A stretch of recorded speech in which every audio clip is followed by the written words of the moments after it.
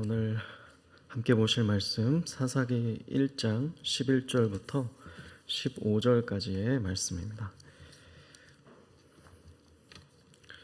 사사기 1장 11절부터 15절까지의 말씀.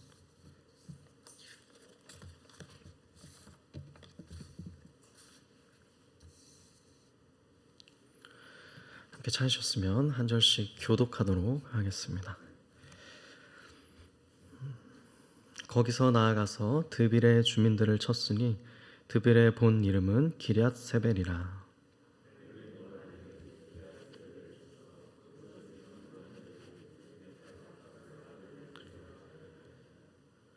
갈렙의 아우 그나스의 아들인 온니엘이 그것을 점령하였으므로 갈렙이 그의 딸 악사를 그에게 아내로 주었더라.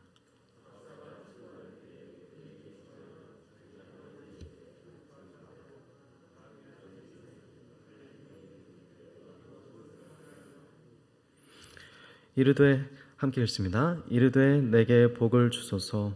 아버지께서 나를 남방으로 보내시니 샘물도 내게 주소서 하매 갈렙이 윗샘과 아랫샘을 그에게 주었더라. 아멘.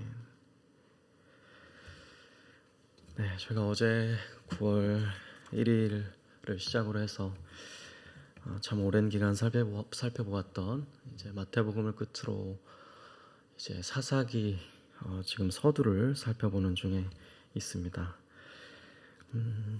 사사기 이제 서두 부분에는 여호수아가 죽은 후에 특별히 이 유다 지파를 중심으로 해서 이제 그 가운데 시므온 지파도 합류해서 그 올라가 싸우는, 그래서 가나안 땅에 남겨진 싸움을 여호수아 시대 이후에 그 이후에 마땅히 자신들이 싸워야 할 싸움들을, 남은 싸움들을 싸워 나아가는 모습이 이제 기록이 되어 있었습니다. 그래서 어제도 보시면 유다 지파를 중심으로 해서 그 싸움 가운데서 승리를 거둔 모습들이 나타나 있었죠. 그래서 오늘 말씀에도 보시게 되면 어제는 마지막 절에 그 특별히 기록된 게 10절에 헤브론 기럇 아르바, 이곳을 이제 쳐서 정복했던 그들의 모습이 기록이 되어 있었다면 또 오늘은 특별히 드빌, 그러니까 기럇 세벨을 점령하는 유다 지파의 모습이 기록이 되어 있습니다. 그것이 이제 오늘 11절에 나와 있는 것이죠. 그런데 여기에서 익숙한 인물이 등장을 하고 있습니다. 바로 갈렙이죠. 여호수아서를 통해서 굉장히 익숙한 인물로 우리가 기억을 할 수 있고, 또 무엇보다 상당한 여호와 하나님을 온전히 따랐던 믿음의 인물이라는 것을 제가 잘 알고 있습니다. 이 갈렙이 오늘 말씀 12절에 나타나고 있습니다. 그래서 12절에 보면 갈렙이 그 기럇세벨 혹은 이 드빌이라는 땅을 앞에 두고 이렇게 이야기를 하고 있습니다. 그냥 이제 그 땅을 함께 이렇게 점령을 해도 됐겠지만 그가 이제 이렇게 제안을 하죠. 점령하는 자에게, 이 드빌 땅을 점령하는 자에게 내 딸 악사를 아내로 주리라 라고 이렇게 이야기를 합니다. 이 구절은 마치 이제 그 사무엘서를 보게 되면 이스라엘의 초대 왕이었던 사울 왕이 그 당시 아무도 이기지 못하는 큰 장수였던 그 골리앗, 그 골리앗을 아무도 이기지 못하는 것을 보고 그를 쳐서 이기는 자에게는 자신의 딸을 주겠다라고 했던 것과 좀 비슷해 보이는데요. 갈렙도 그 이야기를 했던 것이죠. 그래서 주석에 보니까 이렇게 전쟁의 공을 세운 사람을 자신의 사위로 주는 것은 당시의 어떤 하나의 또 관습 중에 하나였다고 제가 좀 이해할 수도 있겠습니다. 그래서 아마 그러한 당시의 어떤 문화 관습을 따라서 갈렙도 이 땅을 나서서 담대하게 차지하는 자에게는 자신의 딸인 악사라는 그 딸을 아내로 주도록 하겠다는 이야기를 하고 있는 것이었습니다. 13절에 그래서 나서게 된 인물이 등장을 하고 있습니다. 바로 갈렙의 아우 그나스의 아들이라는 이름으로 소개되는 온니엘입니다. 그래서 온니엘이 갈렙의 그 말을 듣고 담대히 나서서 그 땅을 점령하였다라고 되어 있습니다. 그래서 갈렙은 그것을 따라 약속을 이제 지켰던 것입니다. 그래서 그의 딸 악사를 그에게 아내로 주었다. 12절에 내 딸 악사를 아내로 주리라 라고 한 것과 동일하게 갈렙은 그 약속을 지켜서 그의 딸 악사를 그에게 아내로 주었다는 기록이 이후에 13절에 기록이 되어 있는 것을 저희가 볼 수가 있습니다. 그런데 그 이후에 이제 14절에 보시게 되면 악사에 대한 내용이 등장을 합니다. 이 악사에 대한 내용이 짧지만 조금 강력하고 인상적이라고 느껴지는 것은 갈렙의 딸, 그러니까 여자로 등장하는 이 악사라는 인물이 여기 짧은 14절 15절의 내용을 토대로 볼 때 굉장히 그 당시 고대 사회 속에서 이 어떤 분위기나 관습이나 문화를 생각해 볼 때 어떤 주도적이고 또 적극적이고 또 지혜로운 요청을 하고 있는 모습이 드러나고 있는 것으로 보이기 때문에 상당한 이 악사라는 인물이 짧은 두 구절에 등장하지만 또 하나님을 믿는 신앙이 있었고 또 그가 상당한 지혜와 또 그 어떤 적극적인 면 그런 신앙이 있던 인물이었음을 제가 좀 유추를 해볼 수가 있겠습니다. 어떤 면에서 그러한지 한번 좀 두 구절을 살펴보기를 원하는데요. 이제 악사가 떠날 때, 그러니까 이제 온니엘에게 이제 가서 이제 떠나서 아버지 곁으로 이제 떠날 때를 말하고 있는 것 같은데요. 그때에 이제 그에게 청했다라고 되어 있죠.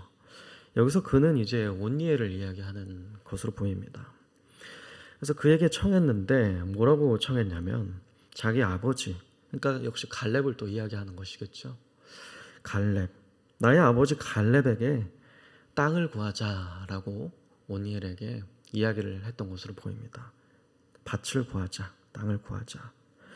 그러니까 그냥 이제 뭐 이렇게 수동적으로 아버지에 의해서 아버지 주도로 그저 이제 팔려가듯이 시집을 가게 된 것이 아니고 떠나게 된 것이 아니고 이 악사는 그 와중에 온니엘에게 이제 청해서 우리 아버지에게 함께 땅을 구하자라는 요청을 했던 것으로 보이는데요. 특별히 사사기를 저희 총신에서 전공하신 박유미 교수님의 입장에 따르면 이 청하다로 번역된 히브리어 테시테후, 이 테시테후는 부축이다라는 또 용어로 번역을 할 수 있다고 합니다. 그러니까 그 온니엘을 이제 부추겨서 간절히 청해서 그에게 같이 그 땅을 요청하자고 이야기했던 것으로 제가 이해해 볼 수가 있겠습니다. 그런데 더 나아가서 그의 또 적극적인 행동이 하나 더 나오죠. 그래서 보시면 그 이후에 나귀에서 내려서 자기 아버지 갈렙에게 이렇게 물었다라고 이제 되어 있죠. 나귀에서 내리자 그 행동을 보고 자기 아버지 갈렙이 이렇게 물었다라고 되어 있죠. 보시면 내가 무엇을 원하느냐라고 물었다고 되어 있습니다. 그러니까 자신의 이제 그 남편이 온니엘에게 아버지에게 땅을 구하자라고 한 이후에 나귀에서 내리는 그 모습을 또 취하자 아버지가 그 모습을 보고 너가 무엇을 원하느냐라고 물었던 것입니다. 그래서 15절에 보면 이제 그가 자신의 아버지에게 요청하는 모습을 보게 됩니다. 그것은 이렇게 되어 있죠. 내게 복을 주십시오. 내게 지금 떠나는 나에게 아버지께서 약속하신 것에 따라서 이 온니엘이라는 사람을 따라 떠나는 나에게 선물을 허락해 달라는 것입니다. 복을 허락해 달라는 것입니다. 즉 땅을 허락해 달라는 것입니다. 보시면 아버지께서 나를 남방으로 보내고 있습니다. 그러니 내게 샘물도 주십시오라고 요청하고 있는 것을 볼 수 있습니다. 남방, 이제 남방 땅에 자신을 보내기 때문에 나에게 샘물을 허락해 주십시오라고 하고 있습니다. 그래서 이제 그 말을 그대로 이 갈렙, 그 아버지가 마땅한 것으로 합당하게 여겼던 것 같은데요. 그래서 윗셈과 아랫셈을 그들에게 주었더라라는 말씀으로 오늘의 짧은 단락이 마무리가 되고 있습니다.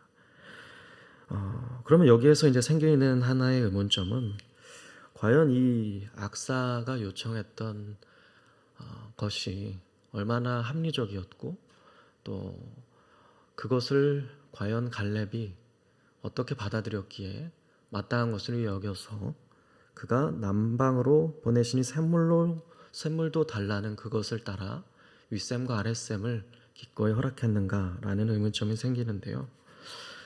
그것은 아마 이 남방 땅에 대한 이해가 우리에게 좀 이 본문을 해석할 수 있도록 도와주는 것 같은데요. 찾아보니까 이 남방 땅 혹은 이 네게브 땅이라 불리는 이 땅은 이스라엘의 이제 최남단에 위치하는 사막 지역이기 때문에 물이 부족하고 또 농사를 짓거나 목축을 하기에 상당히 어려운 것으로 기록이 되어 있는데요. 그래서 사실은 이 15절에 유익 있게 보시면 아버지께서 나를 남방으로 보내시니 그러기 때문에 내게 샘물을 주십시오 라는 것은 그 땅에 대한 이해를 근거할 때 상당히 사실은 합리적인 것이었고 또 지혜로운 요청이었고 굉장히 적극적인 합당한 요청이었던 것으로 우리가 이해할 수가 있게 되는 것이죠. 그래서 이 악사가 출가할 때 했던 요청은 참으로 지혜로운 면모를 가진 또 믿음에 참 귀한 신앙을 가진 여성이었다라고 제가 확대해서도 해석해 볼 수가 있게 되는 것입니다. 그래서 이 아버지 갈렙은 그 합리적이고 적극적이고 지혜로운 자신의 딸 악사의 요청을 그대로 받아서 기꺼이 그 샘물, 그것이 있는 윗셈과 아랫셈이 있는 그 땅을 허락했던 것이었습니다.